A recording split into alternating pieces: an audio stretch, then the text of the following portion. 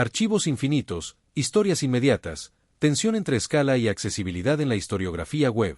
El Sage Handbook of Web History, Brugger, 2018, articula en sus primeros 7 capítulos y en el epílogo, cap.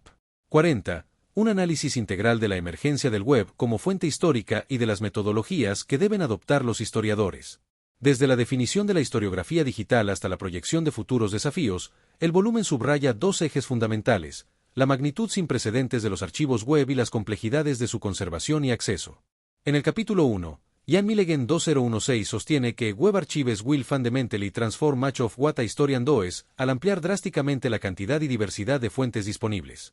Argumenta que, con más de 25 años de historia web, ya es urgente que los historiadores se formen en métodos computacionales y en humanidades digitales para no malinterpretar el pasado reciente. Millegen traza la transición de una época de escasez de documentos a otra de abundancia masiva de datos digitales, advirtiendo que el riesgo no es la falta de fuentes, sino la inabarcabilidad de los depósitos web sin herramientas apropiadas, como el análisis de metadatos. El capítulo 2, también de Millegen, explora la centralidad creciente de los web archives para entender fenómenos tan disímiles como la burbuja como los archivos de la protesta Agiepau. Mediante ejemplos claros, muestra cómo incluso eventos de la cultura juvenil, sitios de GeoCities o movimientos sociales, Agiepay Wall Street, se preservan ahora en brutos digitales que rebasan la escala humana, rompiendo la dependencia de fuentes oficiales y elitistas. En los capítulos 3 y 4, Niels Brugger, 2013-2017, detalla las características únicas de los archivos web y su periodización. El archivo web, nacido de un reborn digital, combina 2 capas semióticas, código y contenido visible, fragmentación inherente e hipertextualidad.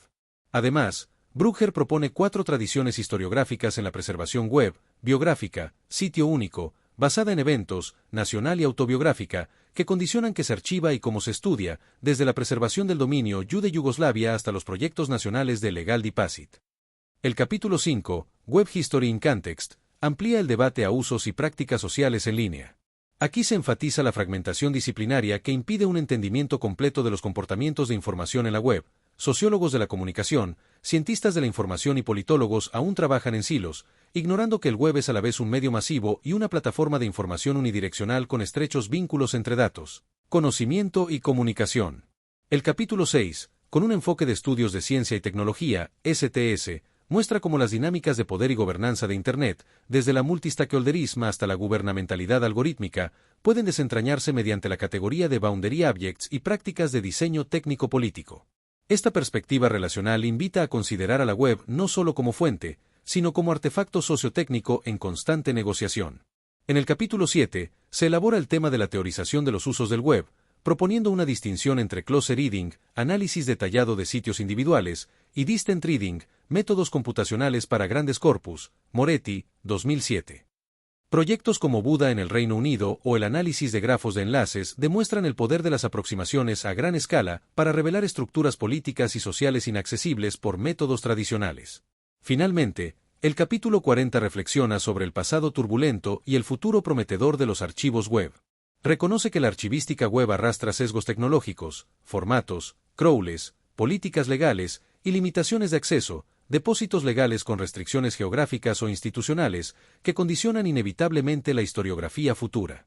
Sin embargo, subraya la oportunidad de una colaboración estrecha entre historiadores y archiveros para mejorar interfaces de descubrimiento, descripción automática y estándares abiertos, de modo que estos depósitos se transformen en fuentes accesibles y rigurosas para la historia digital.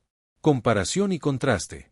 Millegen se centra en el cambio de escala y la urgencia metodológica. Su mirada es prospectiva, advirtiendo que la abundancia de datos exige alfabetización computacional inmediata. Brugger, en cambio, ofrece un análisis estructural y disciplinario, mapeando las tradiciones de archivo y el carácter dual, semiológico y técnico, del web. Mientras el primero problematiza el horizonte temporal, de la documentación oral a la historia informada por datos masivos, el segundo se ocupa de la naturaleza intrínseca del objeto archivado y de las raíces metodológicas de su estudio. Por otro lado, Tredynik enfatiza el poder cultural de la tecnología para empoderar al individuo. Su aproximación es esencialmente conceptual, pues privilegia la reflexividad sobre la forma en que construimos narrativas colectivas. En cambio, Thomas y Johnson adoptan una perspectiva instrumental, centrada en los aspectos técnicos y costos de implementar soluciones de preservación. Mientras el primero celebra una historia hiperconectada que ofrece múltiples puntos de acceso al pasado, El segundo subraya la amenaza de la obsolescencia y la necesidad de pragmatismo en la gestión de recursos digitales. Otra diferencia crucial radica en el alcance temporal.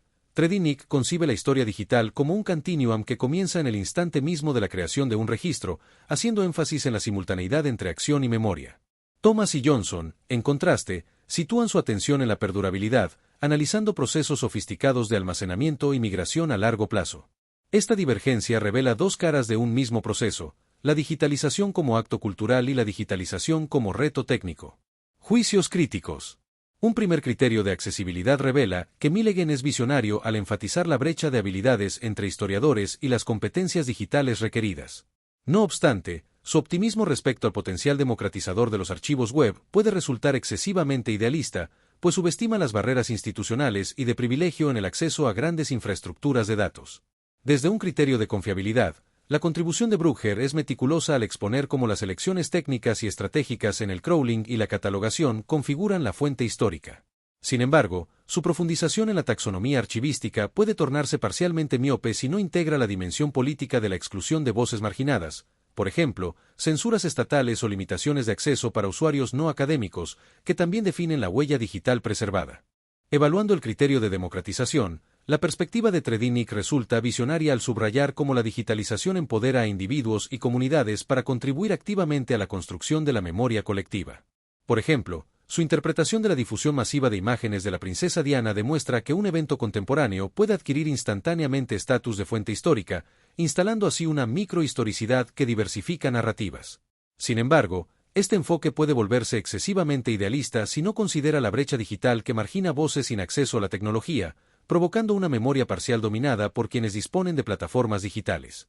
Desde el criterio de sostenibilidad archivística, el análisis de Thomas y Johnson se revela meticuloso al detallar los procesos de migración de formatos y la implementación de estándares abiertos para garantizar la resiliencia de los archivos digitales. No obstante, esta rigurosidad técnica puede tornarse parcialmente miope si se centra solo en la viabilidad tecnológica sin integrar una reflexión ética sobre la selección y priorización de los materiales a conservar. La falta de criterios claros de curaduría puede derivar en lagunas históricas significativas que comprometan la integridad del acervo a largo plazo. Conclusión. El Sage Handbook of Web History traza un recorrido desde la definición de la historiografía web hasta la propuesta de un futuro colaborativo entre historiadores y archiveros.